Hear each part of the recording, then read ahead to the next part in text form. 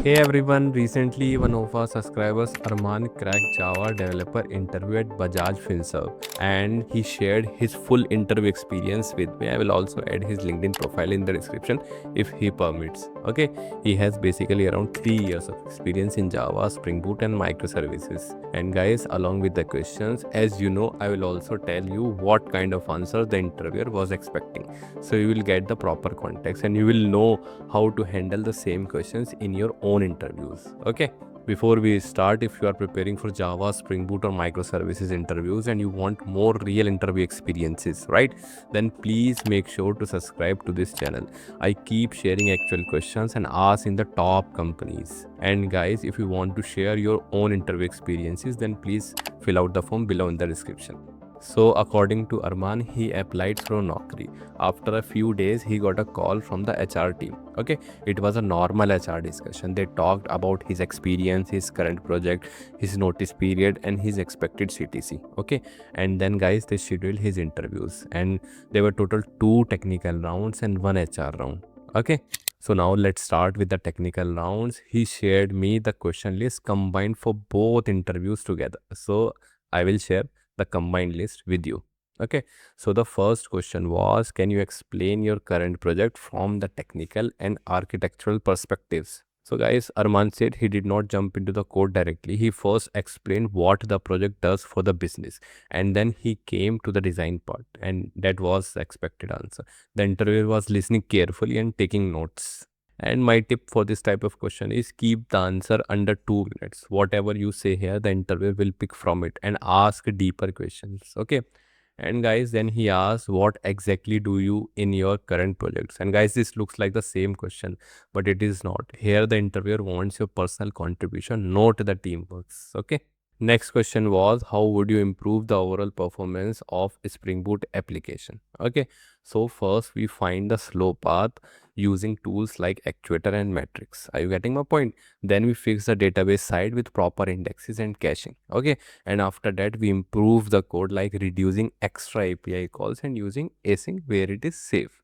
Okay, guys, after that he moved to the server side and asked, can you explain any 5 Linux or Unix commands? So you can answer we use ls to list files, cd to change the folder, grep to search inside a file, tail-f to see live logs, and ps to check the running processes. Okay, and you can also list other commands as well. Okay, then he picked a follow-up question from Arman's project, and the question was, you mentioned using DTOs, right? How do DTOs help improve in performance? So a DTO carries only the fields the client really needs, right? So we do not send the full entity over the network, right? And the response size becomes small.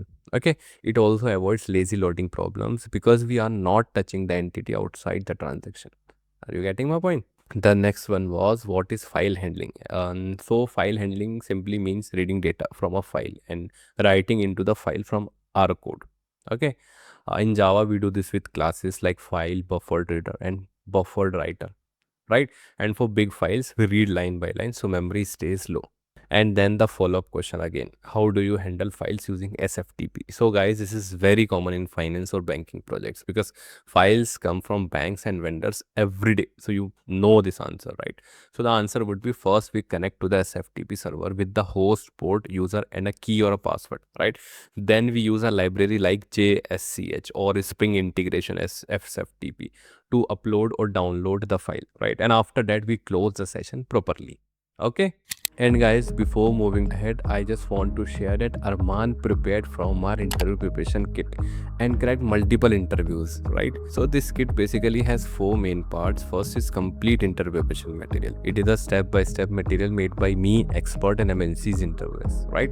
99% of the questions asked in interviews are covered in it already. Okay. Second is 2 real enterprise client projects. Code and video recorded sessions are there and you can add this in your resume, right? Third is lifetime chat support.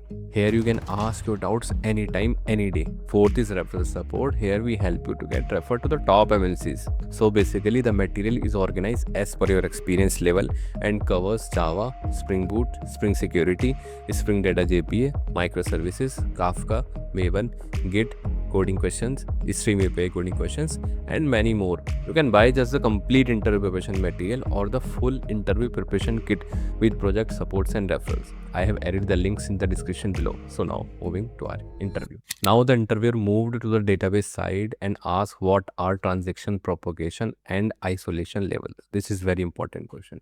So propagation tells Spring what to do when a method is already inside a transaction. For example, required joins the same transaction and requires underscore new starts a new one. Okay, isolation decides how much one transaction can see of another, like read underscore committed or repeatable underscore read. Are you getting my point? Then interviewer asks how would you implement indexing in a database. So guys, first we check which columns come in where, join or order by part, right? Then we create an index on those columns, and for two columns together we make a composite index, but we do not add too many indexes because writes become slow, right? And guys, next question was what is a connection pooling? So a connection pool keeps a set of ready database connections in memory. Okay, so instead of opening a new connection every time, our application takes one from the pool, uses it, and returns it back. Right? This saves a lot of time. Spring Boot uses Hikari CPU by default. And guys, immediately he asks the practical part. Which connection pool properties do we use in application.properties file? Right? So guys, many people know the theory, but they blank out here, right? So please remember the property names as well. Okay, so mainly we set spring.datasource.hikari.maximum hyphen pool hyphen size for the maximum connections, then minimum idle for the idle ones, right? Then connection timeout for how long we wait, right? And also idle timeout and max lifetime, so old connection gets closed. Okay. Then guys, he asked, how did you improve database performance? So first we found the slow queries from the logs, right? Then we added the right indexes and removed the select star queries, right? After that, we fixed the n+1 problem with join fetch and we added pagination. So we never load all the rows at once. Okay. And he asked a follow-up question. Was the performance improvement done at the database level or the code level? So I would say both. On the database side, we worked on indexes and query tuning. And on the code side, we fixed the n+1 problem, added caching, and used DTO projections. So both together gave the real improvement. Now the interviewer shifted to the multi-threading. The interviewer asked what is concurrency and how can it be achieved in Java. Very important question. So concurrency means more than one task is running at the same time, right? In Java, we get it with threads, but normally we do not create threads by hand. Okay, we use executor service or a thread pool. For async work, we use completable feature. Are you getting my point? And the next question was, what are concurrent collections? So the collections that are safe when many threads use them together are called collections. For example, concurrent hash map lets many threads read and write without locking the whole map.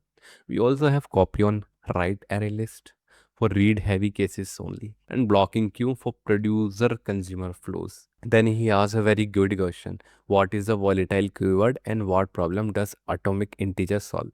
Okay, so volatile makes sure every thread reads the latest values from the main memory, not from its own cache. But volatile does not make the operation safe because count plus plus has three steps, right? For the counters, we use atomic integer, which does the increment in one atomic step. Okay. And then he asks a scenario questions. Two different methods are running in parallel and one should not interrupt the other. What should you use and how? So first I would find the shared data between them because that is a real problem, right? Then I would protect it with a log, like a synchronized block or a reentrant log. And if it reads happens mostly, I would use read write log. So read stay fast. Okay. And guys, he then shifted to the Spring and asked how does dependency injection work with auto-wired annotation and how does constructor injection improves it, right? So with auto-wired annotation, Spring finds a matching bean and injects it for us. So we never create the object with a new. Okay, constructor injection is better because the object is ready with all its dependencies, right? We can make the field final and unit testing becomes easy. Okay. After this, the interviewer went to the schedulers. He asked, how do you create and configure a scheduler? Okay, so first we add enable scheduling on a config class or on the main class, right? Then we make a class method and put schedule annotation on it with a fixed rate or a cron value. Okay, after that we define a task pool so many jobs do not block each other. Are you getting my point? Then he asks a follow-up question. how do you write a scheduled cron expression? Okay, so guys, basically in Spring, the cron has 6 fields: second, minute, hour, day of month, and day of week. So for every day at midnight, we write cron is equal to 000 star star star, and we can also pass the zone if the server time is different. Okay, then here's the deeper version of the same thing. How do you write a scheduler properly? So first we keep the scheduler method small and put the real logic in the service. Then we handle exceptions inside, so one failure does not stop the next run, right? And in the production, we add a log like shed log. So only one instance runs the job. Are you getting my point? And guys, for this type of question, there's a tip from my side. Always mention multiple instances. In microservices, the same schedule can run on every pod and create duplicate data. And guys, then interviewer asks a coding part. The first coding question was write a program to find the second highest number in an array without sorting it. Okay. Second was given a list of transactions. Use Java stream to find the total amount for each customer. Okay.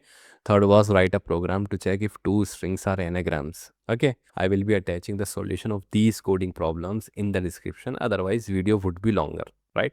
So guys, this is all about both technical interviews, and now I'm moving to the HR round.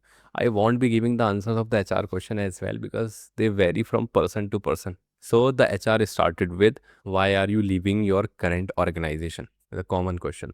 Then she asked, how long do you want to work with Bajaj? Right? Then the next question was, what kind of design decisions did you make in an API? It's a technical one. Then she asked, how will you resolve the conflicts? Okay. And have you worked as a team member or as a team lead? Okay. Then she asked, would you like to relocate to Pune? Right. After that, she asked, what is your current tech stack? Okay. Then she asked domain question, and the question was, do you have any experience in payments? Then she asked, what are your hobbies? And next she asked, what happens if you miss a deadline? Right. And guys, the last question was, how do you plan a sprint? A very basic question.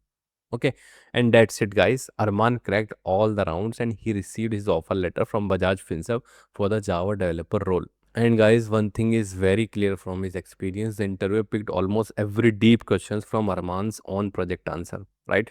So whatever you write in your resume and whatever you speak about your project, be ready to go 2 levels deeper on it. Okay. So guys, if you find this video helpful, please give a video thumbs up. It really motivates me to bring more real interview experiences like this, and drop a comment and tell me which company or which topic you want next, right? And if you have not subscribed yet, hit the subscribe button right now because I post these type of videos regularly. All the best for your interviews. Thank you.